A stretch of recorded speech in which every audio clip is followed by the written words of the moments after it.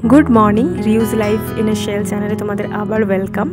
जानी प्राय अनेक दिन धरे 2-3 मास होते गेल भिडियो देवा हयनि। एक्चुअली बियेर पर हैदराबादे सेटल हवा निये एकटू टाइम लेगेছে। एबार आशा करी रेगुलारली भिडियोगुलो এই চ্যানেলে আসতে থাকবে, তো তোমরা দেখতে থাকো। देखो हैदराबादे तो बीच नहीं, সেখানে কয়েকটা ফেমাস লেকস আছে, সেগুলো নিয়েও ভিডিও আসবে। তো এটা হচ্ছে হায়দ্রাবাদ থেকে 600 কিলোমিটার দূরে চিরালা বিচে আমরা এখানে ঘুরতে এসেছিলাম।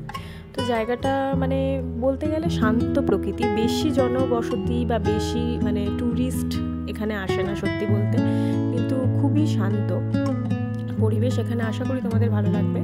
আর যেহেতু আমরা অফ সিজনে এসেছিলাম, সেহেতু মানে ফেব্রুয়ারিতে এসেছিলাম, সেহেতু এখানে মানে লোকজনের সংখ্যাও কম ছিল এবং হোটেলসগুলো খুবই অ্যাফোর্ডেবল প্রাইসে পাওয়া যাচ্ছিল। শুধু একটু রোদটা বেশি ছিল, কিন্তু সমুদ্র দেখলে সবার মন ভালো হয়ে যায় সেরকম।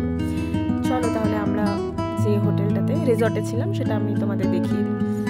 এটা হচ্ছে যেখানে আমরা ছিলাম সেটার ছবি।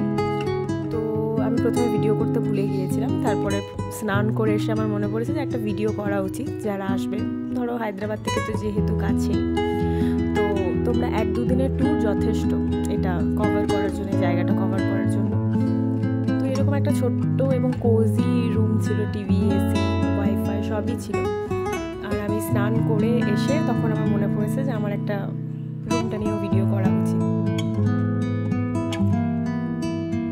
সকাল দিকে ঢেউয়ের গতি অত না থাকলেও দুপুর দিকে কিন্তু আস্তে আস্তে জোয়ারের কারণে হয়তো ঢেউয়ের গতিগুলো আরও বেশি বাড়ছিল। এবারে রাত্রেবেলা আমরা গিয়েছিলাম বিচ সাইডে বসতে, এবং প্রচণ্ড ফাঁকা নিরিবিলি একটা জায়গা।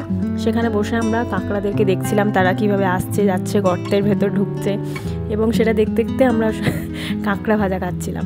সত্যি কথা বলতে এই যে বিচটা তোমরা দেখছো সেটা মানে খুবই নিরিবিলি, এবং এখানে শুধুমাত্র রাত্রেবেলায় মাছ ধরা হয়। দাঁড়াও তোমাদের দেখাচ্ছি। এখানে যে মাঝিরা থাকে তারা মানে ছোট ছোট বোট, বড় বড় বোট নিয়ে রাত্রেবেলায় তারা মাছ ধরতে যায়, এবং আমরা সেটা কাঁকড়া খেতে খেতে পুরো দেখছিলাম, এবং খুবই টেস্টি ছিল।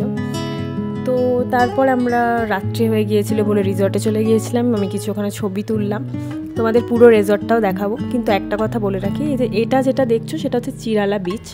এটার থেকে 4 থেকে 5 কিলোমিটার দূরে আছে ভোডারেভু বলে একটা বিচ। সেখানে তোমরা খুবই অ্যাফোর্ডেবল প্রাইসে মাছ, কাঁকড়া, তারপরে চিংড়ি মাছ, এগুলো তোমরা স্যালমন, এগুলো তোমরা খুবই অ্যাফোর্ডেবল প্রাইসে পেয়ে যাবে। এবং এই যে পুরো আমি তোমাদেরকে রিসর্টটা দেখিয়ে দিচ্ছি কীরকম দেখতে, প্রচণ্ড বড়। এখানে যেখানে পার্কিংয়ের সুবিধা আছে, এবং সামনে গিয়ে তুমি দেখতে পাবে পুরোটা লাইটিং দিয়ে সাজানো। তো এখানে চাইলে তোমরা বাইরেও বসে খেতে পারো, কোনো প্রবলেম নেই। মানে রাত্রেবেলা দেখতে সত্যিই সুন্দর লাগে। আর এটা হচ্ছে একটা রুম, পাশাপাশি যেগুলো দেখতে পাচ্ছি একটা রুম। তো এগুলো খুবই অ্যাফোর্ডেবল প্রাইসে। তো সেকেন্ড ভ্লগও এটা নিয়ে আসতে চলেছে, চিরালা যে জায়গাটা সেটা হ্যান্ডলুম কী কী কিনেছি আমরা। তো চ্যানেলটা ভালো লাগলে সাবস্ক্রাইব করে দিও। Thank you.